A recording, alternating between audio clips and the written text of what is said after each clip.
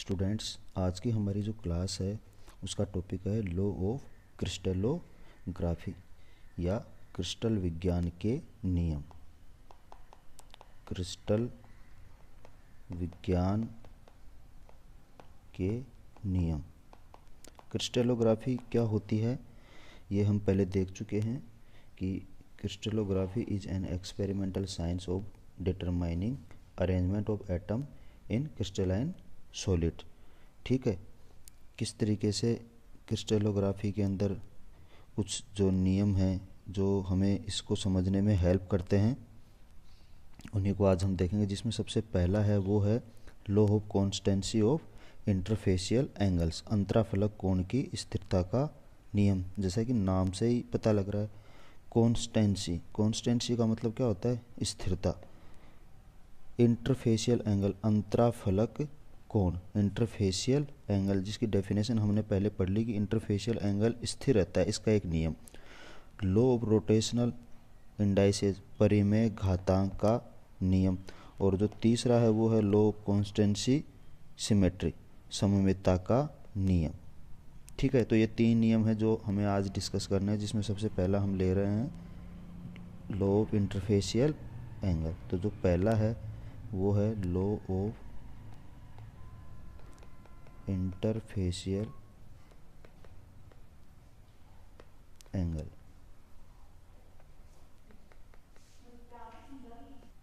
तो स्टूडेंट्स, ये एक डेफिनेशन मैंने लिख दी है इंटरफेशियल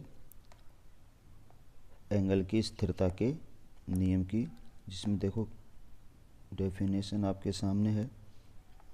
किसी एक पदार्थ, सबसे पहली चीज़ तो क्या है, ये किसके लिए लागू होता है? किसी एक ही पदार्थ के लिए विभिन्न क्रिस्टलों, किसी एक पदार्थ के अलग अलग यदि क्रिस्टल बन रहे हैं, क्रिस्टलों के संगत फलकों के मध्य का कोण या अंतराफलक कोण हमेशा स्थिर रहता है, चाहे क्रिस्टल का विकास किसी भी परिस्थिति में हुआ हो। एक ही क्रिस्टल है, उसका जो विकास हुआ है वो क्या अलग अलग परिस्थितियों में हुआ है, उससे कोई फर्क नहीं पड़ता। उसका जो अंतराफलक कोण होता है वो हमेशा स्थिर रहता है, कांस्टेंट रहता है। और इसकी जो डेफिनेशन है इंग्लिश में मैं वो लिख देता हूँ एक बार, वो भी आप देख लीजिए। This law states that angle between adjacent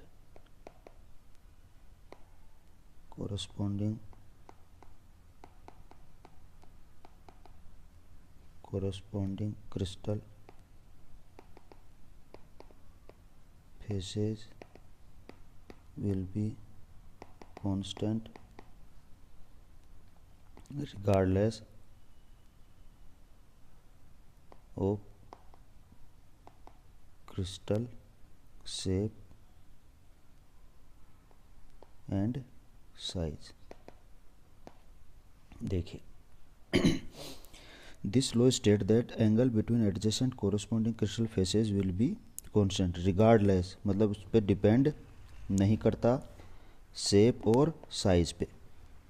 ये इंटरफेशियल एंगल शेप और साइज पे डिपेंड नहीं करता। और ये इंटरफेशियल एंगल की जो कॉन्स्टेंसी का जो नियम है ये क्या है? करेक्टरिस्टिक प्रॉपर्टी है। तो दिस इज ए करेक्टरिस्टिक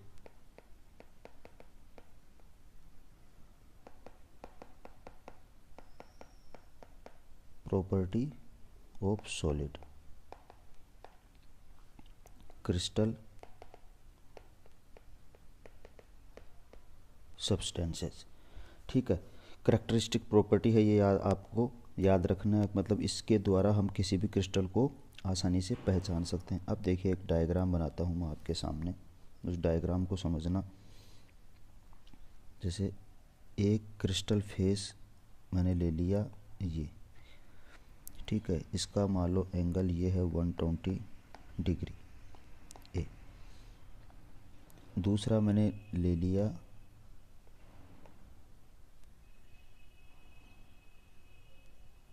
एक मिनट, दूसरा मैंने ले लिया इस तरीके से, और इसका एंगल है ये 120 डिग्री। और जो तीसरा मैं ले रहा हूँ वो ले रहा हूँ मैं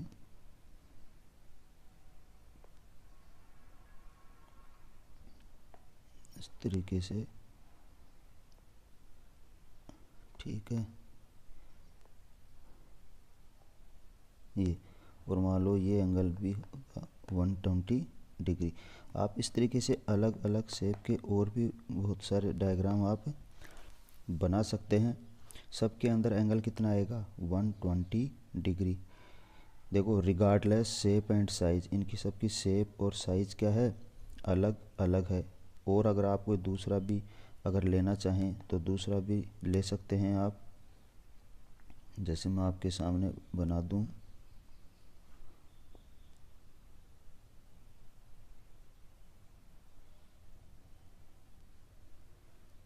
एक मिनट, तीसरा अगर मैं बना दूं इस तरीके से, ठीक है, तो ये एंगल भी कितना है 120 डिग्री डी। तो देखिए किसी भी क्रिस्टल की शेप और साइज से कभी भी इंटरफेशियल एंगल चेंज नहीं होता, सब में इंटरफेशियल एंगल कितना आ रहा है 120 डिग्री। तो ये आपको याद रखना है, इन कॉन्स्टेंसी ऑफ इंटरफेशियल एंगल, बिल्कुल इजी है, कोई दिक्कत नहीं है। नेक्स्ट वाला देखिए अब आप। एक चीज़ और, इंटरफेशियल जो एंगल होता है उस इंटरफेशियल एंगल को हम गायनोमीटर की सहायता से ज्ञात कर सकते हैं। किसके सहायता से, गायनोमीटर।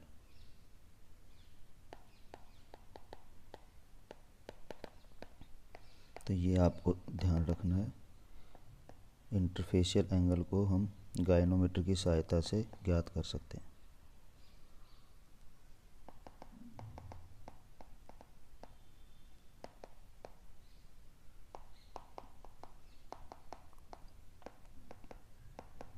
करने का इंस्ट्रूमेंट, ठीक है। देखिए आगे, अब इसको आप समझना, ये भी इजी है और यह आगे काम आएगा जब अपन वाइस पैरामीटर वगैरह वो पढ़ेंगे, तब इसकी ज़रूरत पड़ेगी अपने को। तो देखिए एक क्रिस्टल के विभिन्न फेसेज द्वारा क्रिस्टलोग्राफिक अक्ष पर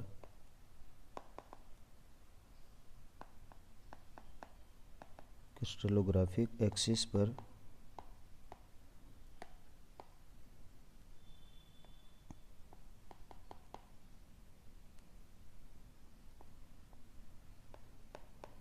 पर बनाए गए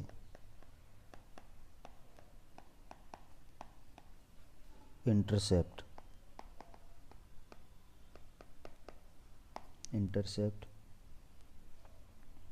या तो इनफाइनाइट होते हैं या उनके मल्टीपल इंटीजर होते हैं। ये होता है रोटेशनल इंडाइसेस का नियम। देखिए अब इसको भी एक बार आप समझते हैं क्या होता है ये जो नियम था, ये नियम दिया गया था हवे द्वारा, HAUY, हवे द्वारा ये नियम दिया गया था। देखिए क्या होता है, आपके सामने मैं एक क्यूब बना रहा हूँ, उसे ध्यान से देखना।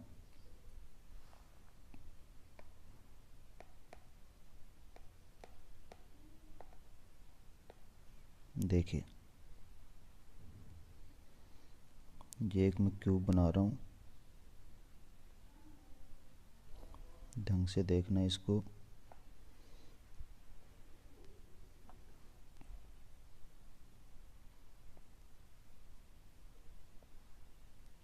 ये एक मैंने क्यूब बना दिया यहाँ पे। अब मैं क्या करूँगा, इसकी एक्सिस बना रहा हूँ।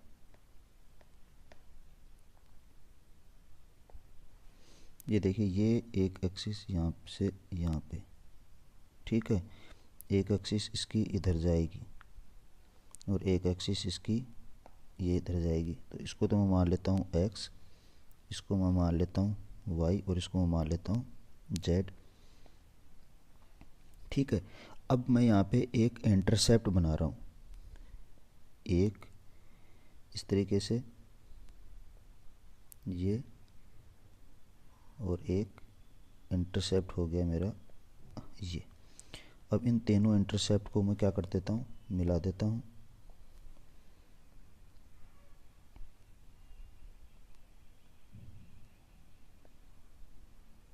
ये तीनों इंटरसेप्ट को मैंने मिला दिया।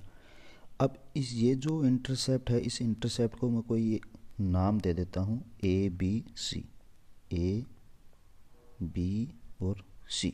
ये एक इंटरसेप्ट है किसी भी यूनिट सेल के फेसेस के ऊपर काटा गया। अब कोई जो दूसरा जो इंटरफेस होगा, वो इंटरफेस इन ये जो इंटरफेस है इसका मल्टीपल इंटीजर होगा या फिर इनफाइनाइट के ऊपर काटा जाएगा। तो मल्टीपल इंटीजर जैसे मान लो ये 1 है, ये भी 1 है और ये भी 1 है, तो मल्टीपल इंटीजर का मतलब हो गया ये 2 पे काटे, 3 पे काटे या 4 पे काटे। ये क्या है, लेंथ है। ए बी और सी क्या है, एक तरीके से क्या है, लेंथ है। तो जो दूसरा जो इंटरसेप्ट होगा वो इंटरसेप्ट मान लो ये काटे यहाँ पे, एक यहाँ पे और एक यहाँ पे, तो देखिए क्या होगा,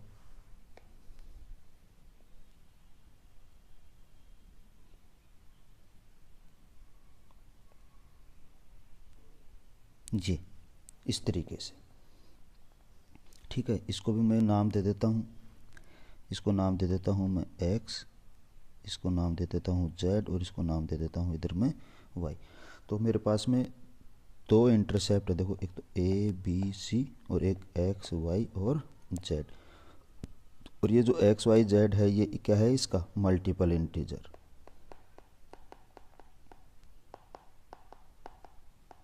मल्टीपल इंटीजर इनफाइनाइट पे तो काटा नहीं, किसी ना किसी x के ऊपर ये काट रहा है, इसलिए क्या है ये इसका मल्टीपल इंटीजर। सपोज करो ए बी और सी की लेंथ कितनी है, 1 1 1, तो एक्स वाई जेड की जो लेंथ होगी वो कितनी होगी, 2 2 2। इसका मतलब ये डबल डिस्टेंस पे काट रहा है, कौन सा, एक्स वाई जेड। तो ये है रोटेशनल इंडाइसेस, मतलब किसी क्रिस्टल के फेसेस द्वारा क्रिस्टलोग्राफिक एक्सिस। क्रिस्टलोग्राफिक एक्सिस कौन सा होता है, ये एक्स वाई और जेड, ये क्या है, क्रिस्टलोग्राफिक एक्सिस पर बनाए गए इंटरसेप्ट। ये X Y Z A B C, ये क्या है, इंटरसेप्ट। तो मैं पहला इंटरसेप्ट ले रहा हूँ ए बी सी। इंटरसेप्ट या तो इनफाइनाइट होते हैं या उनके मल्टीपल इंटीजर होते हैं।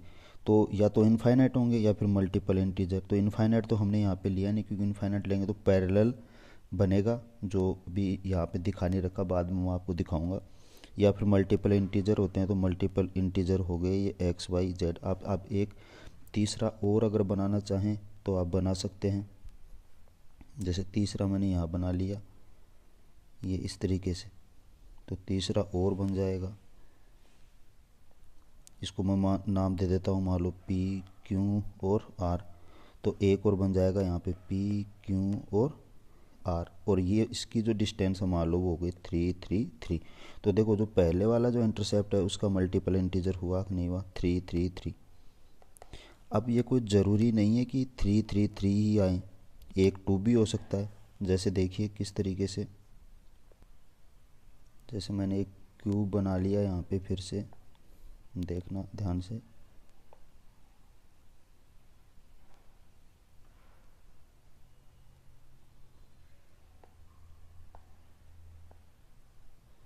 फटाफट देख लीजिए एक बार। देखिए एक इंटरसेप्ट ये और ये, तो ये मैंने एक इंटरसेप्ट बना लिया। अब दूसरा जो इंटरसेप्ट है वो इस तरीके से हो सकता है, एक यहाँ पे कटे, वो एक यहीं पे कट जाए वापस और दूसरा यहाँ पे कट जाए, तो क्या स्थिति आ जाएगी, इस तरीके से। समझ गए? तो ये पहला दे दिया हमने इसको ए बी और ये सी और ये एक्स, ये वाई और ये जेड। तो देखो ए बी और सी ये कितना है, 1 1 1, और आपका जो एक्स वाई और जो जेड है वो कितना है, एक्स कितना है 1, वाई कितना है 2 और जेड भी कितना है 2।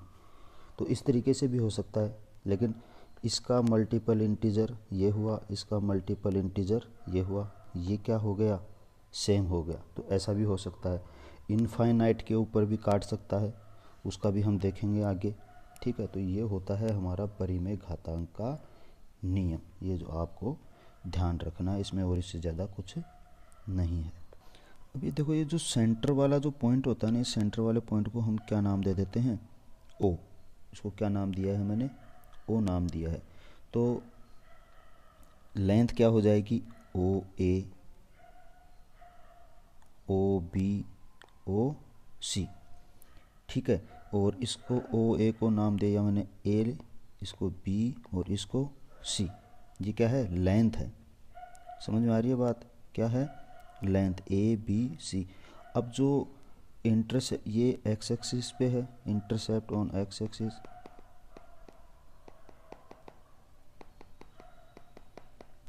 इंटरसेप्ट ऑन एक्स एक्सिस, और ये है इंटरसेप्ट ऑन वाई एक्सिस, और ये है इंटरसेप्ट ऑन जेड एक्सिस। अब जो दूसरे इंटरसेप्ट होंगे वो क्या होंगे, मल्टीपल इंटीजर होंगे। तो देखिए, इफ ए, सॉरी इसको कैपिटल लिखूंगा मैं, ए, एक मिनट अपने थोड़ी सी गड़बड़ कर दी, इसको अपन को कैपिटल लिखना पड़ेगा, ओ ए ओ बी ओ सी। ठीक है, ये कैपिटल ए, ये कैपिटल बी और ये कैपिटल सी। ठीक है, और इसको मैं लिख लूँगा एक्स, इसको कैपिटल वाई और ये कैपिटल जेड है ये हमारे पास में। ठीक है, क्योंकि लेंथ हमने क्या है स्मॉल में ले रखी है ना, इसलिए अपन ने इसको इंटरसेप्ट को फिर क्या है कैपिटल लेटर में लिखना पड़ेगा, नहीं तो थोड़ा सा कन्फ्यूजन होगा। तो देखिए आगे, if A B C is unit plane और smallest possible plane, then other plane x y z intercept will be, क्या होंगे, ओ एक्स बराबर क्या हो जाएगा, ओ वाई बराबर क्या होगा, ओ जेड बराबर क्या होगा। ये लेंथ हमें ध्यान देखनी है। तो देखिए इस डायग्राम को देखिए, मैं इसको एक बार दोबारा बना, देखिए मैं आपके लिए एक सिंपल डायग्राम बना देता हूँ।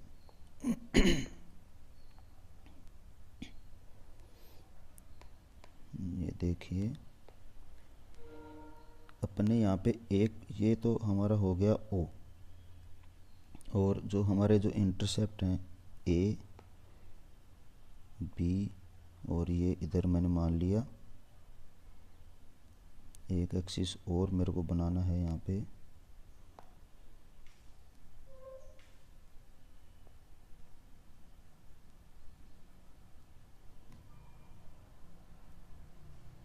ठीक है।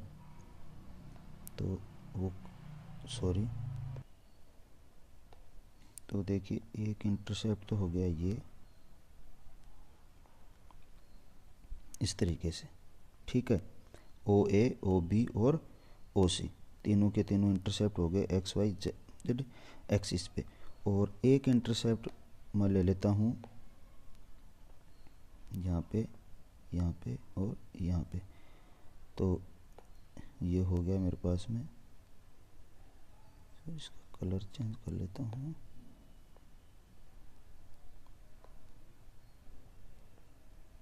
एक इंटरसेप्ट हो गया मेरे पास में, ये जिसको नाम दे रखा है मैंने x के साथ में, x कैपिटल Y और ये कैपिटल Z। आप इसको PQR कुछ भी नाम दे सकते हो, ठीक है। अब ये देखिए, ये जो लेंथ है, इस लेंथ से ये लेंथ क्या है, ज़्यादा। तो इसको मैं कोई भी एक नाम दे देता हूँ, मान लो L नाम दे देता हूँ कि ये L गुनी है। तो ये कितनी होगी, ये कितनी होगी M गुनी, और ये कितनी होगी N गुनी। तो हम यूँ लिख सकते हैं इसको कि जो हमारा OX है वो क्या है LA, और ये क्या है OY कितना है MB, और OZ कितना है NC, ठीक है। जहाँ पे L M और N क्या है डेफिनेट इंटीजर। जैसे मान लो मेरे पास में है OA बराबर 1, तो जो OX होगा वो क्या होगा L1। अब इस L का मान कुछ भी हो सकता है, 1 2 3 4, किसी भी तरीके से, मतलब ये क्या है मल्टीपल लेंथ हो जाएगी, किससे एक से।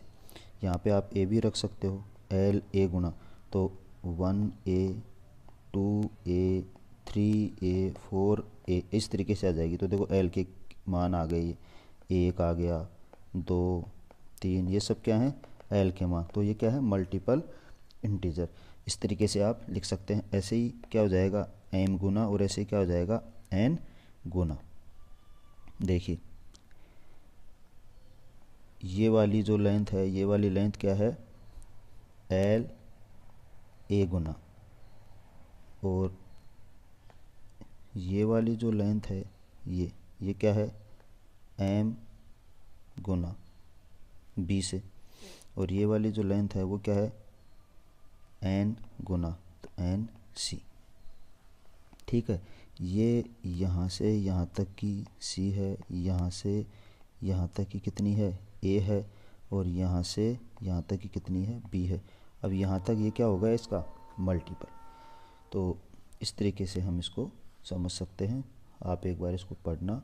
अब देखिए एक चीज़ और इसमें रह गई, यदि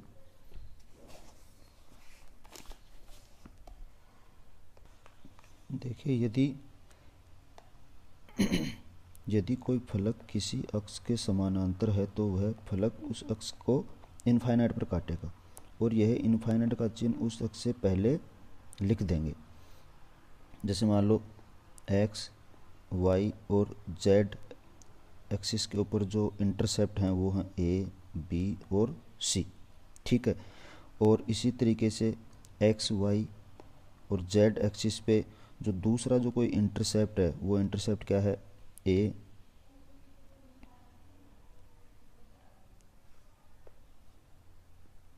इनफाइनाइट B, और मान लो ले लिया मैंने यहाँ पे 2C। तो ये क्या है एक तरीके से रेशियो ये है।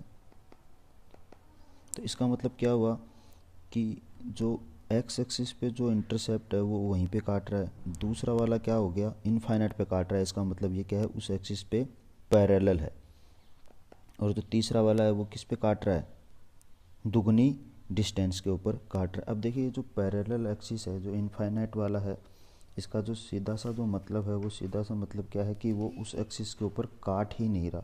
जैसे मान लो मैं एक क्यूब बना दूँ यहाँ पे फटाफट,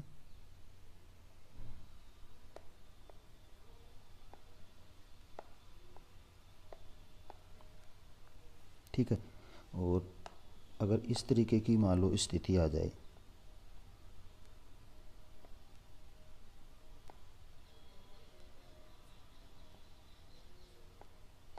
ये तो देखो यहाँ काट रहा है एक्स एक्सिस पे, देखो यहाँ काट रहा है, वाई एक्सिस पे यहाँ काट रहा है। ये एक्सिस हैं हमारे, ये मान लो एक्स और ये वाई, और ये ऊपर जेड। अब देखो जेड एक्सिस पे तो कोई कुछ काट ही नहीं रहा ये वाला फलक, देखो इस जेड एक्सिस के पैरेलल है।